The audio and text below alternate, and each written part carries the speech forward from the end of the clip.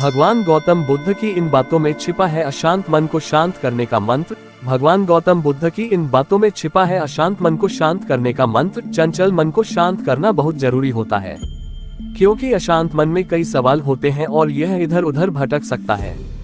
गौतम बुद्ध मन को शांत करने के आयामों के बारे में बताते हैं। भगवान गौतम बुद्ध की इन बातों में छिपा है अशांत मन को शांत करने का मंत्र, आप भी जाने। बुद्ध अमृतवाणी। हम सभी जानते हैं कि व्यक्ति का मन बहुत चंचल होता है। यही कारण है कि मन अशांत रहता है और कई तरह के सवालों का जन्म भी अशांत मन के कारण ही होता है। यदि आप जीवन में शांति चाहते हैं तो इसके लिए जरूरी है मन को शांत करना। लेकिन मन को शांत कैसे किया जाए? गौतम बुद्ध से जुड़ी इस कहानी के माध्यम से आप जान सकते हैं कि मन को शांत करने का क्या तरीका है। इसमें भगवान गौतम बुद्ध द्वारा मन को शांत करने के आयामों के बारे में बताया गया है। जानते हैं इस कहानी के बारे में जिससे आपका जीवन बदल जाएगा। मन को शांत करने की कहानी। एक बार एक लड़का गौतम बुद्ध के पास जाकर कहता है, मेरे जीवन में बहुत अशांति है, कृपा करके आप मेरा मार्गदर्शन कीजिए जिससे कि मैं इस अशांति से छुटकारा पा सकूं। गौतम बुद्ध लड़के से जीवन की अशांति का कारण पूछते हैं। लड़का उत्तर देता है, अत्यधिक विचारों के कारण मेरे भीतर बहुत सारे विचार आते हैं जिससे मेरा मन अशांत रहता है। बुद्ध मुस्कुराते हुए कहते हैं, ऊपर आकाश की ओर देखो और बताओ कि तुम्हें सूर्य दिख रहा है। लड़का ऊपर देखता है और कहता है, धूप दिख रहा है।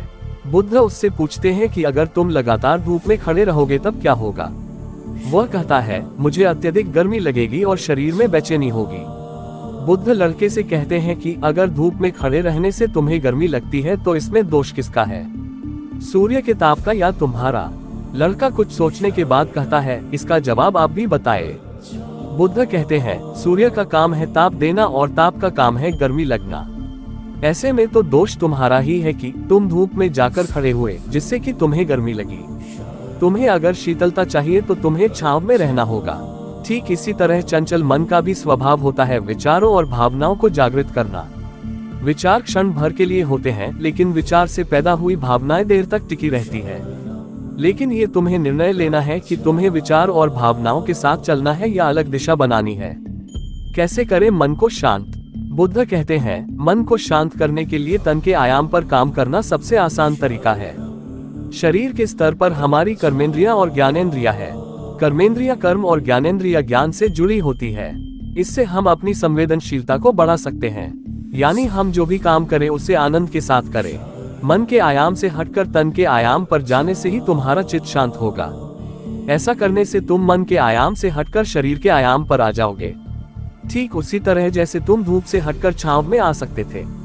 मन के आयाम से हटने पर तुम्हारी जागरूकता तन पर आ जाएगी। जब तुम तन के आयाम पर काम करोगे तब तुम्हारा चित्त शांत होगा। इसलिए हर काम को तन के आयाम पर करने से मन स्वतः शांत हो जाता है। अपने मन के विचार और भावना को नहीं बल्कि सुर को सुनो। लड़का बुद्ध से कहता है, अपने भीतर के सुर को कैसे सुने?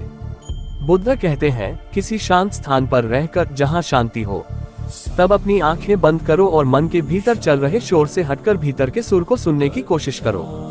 सुर निरंतर चलता रहता है, लेकिन बाहर के शोर के कारण तुम अपने मन के भीतर चल रहे सुर को नहीं सुन पाते हो।